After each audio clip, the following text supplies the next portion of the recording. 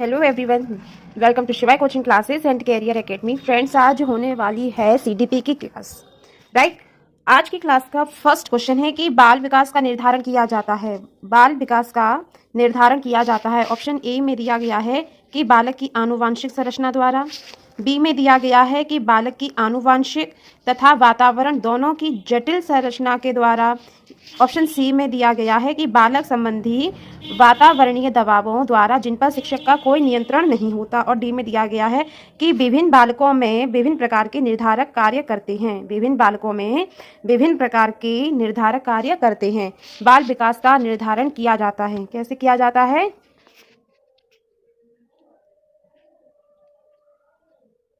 Option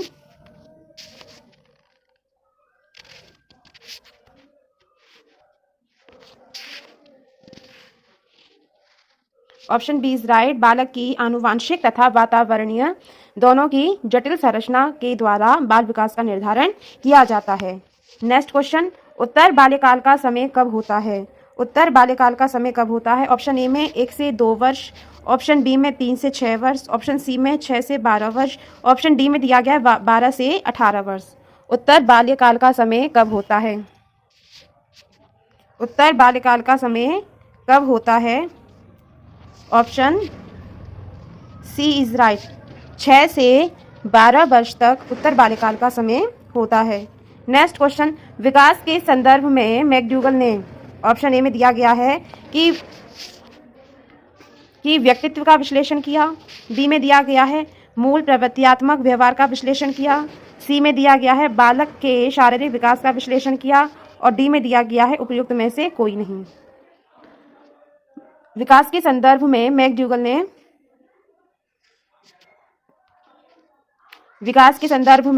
ने मूल प्रवृत्त्यात्मक व्यवहार का विश्लेषण किया।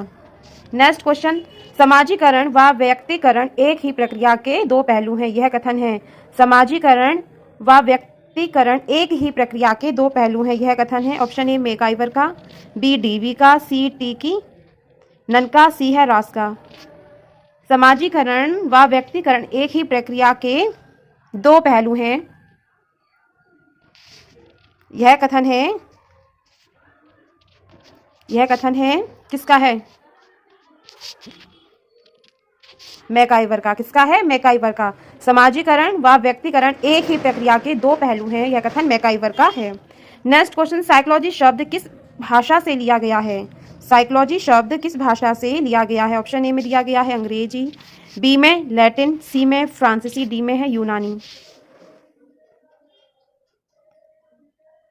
साइकोलॉजी शब्द किस भाषा से लिया गया है? किससे लिया गया है?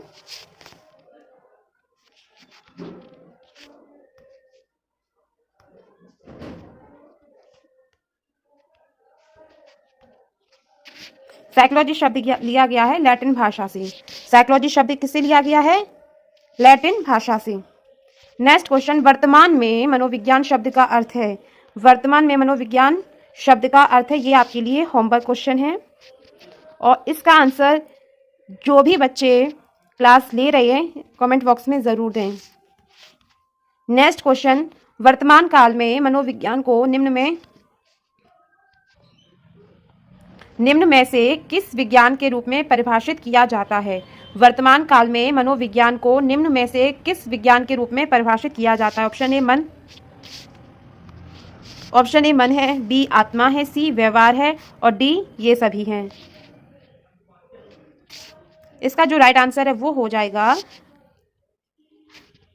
सी व्यवहार। वर्तमान काल में मनोविज्ञान को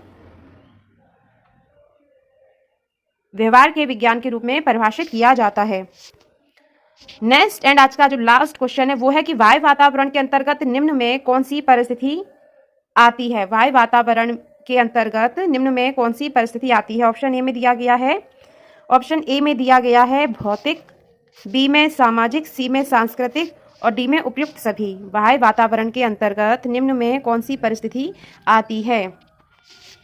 इसका जो राइट आंसर है वो हो जाएगा उपयुक्त सभी, राइट। चलिए अब हम लोग कर लेते हैं कुछ हिंदी का रिवीजन। हा वर्ण किसके अंतर्गत शामिल है? हा वर्ण किसके अंतर्गत शामिल है? बताइए, अंतस्थ व्यंजन या ऊष्म व्यंजन? इसका जो राइट आंसर है वो हो जाएगा ऊष्म व्यंजन। हा वर्ण किसके अंतर्गत शामिल है? ऊष्म व्यंजन के अंतर्गत।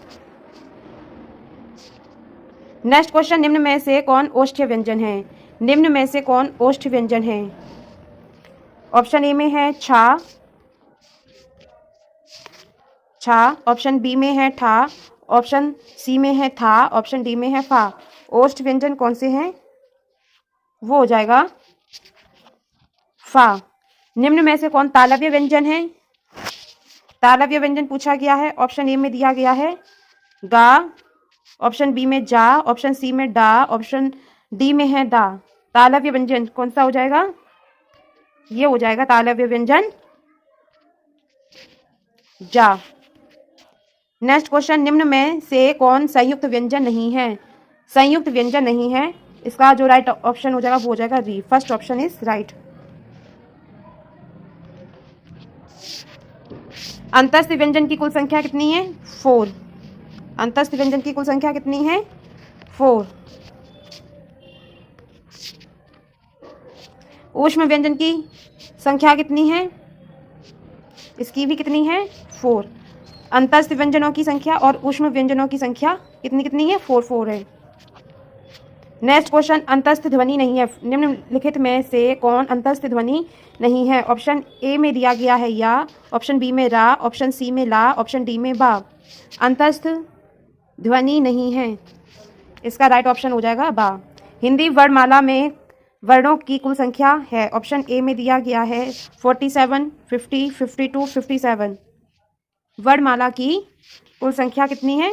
52। री वर्णमाला में किसके अंतर्गत शामिल है? री वर्णमाला में किसके अंतर्गत शामिल है? वो है ऑप्शन ए इज राइट, स्वर। ता ध्वनि किस वर्ग में शामिल है? ता ध्वनि किस वर्ग में शामिल है? कंठ में, तालव्य में, दंत में होगा या मूर्धन्य में होगा? ता ध्वनि है दंत्य ध्वनि, दंत वर्ग में शामिल है। जो ता ध्वनि है वो दंत वर्ग में शामिल है। फ्रेंड्स, ये हो गया हिंदी का रिवीजन और सीडीपी के इंपॉर्टेंट क्वेश्चंस। मिलते हैं नेक्स्ट क्लास में।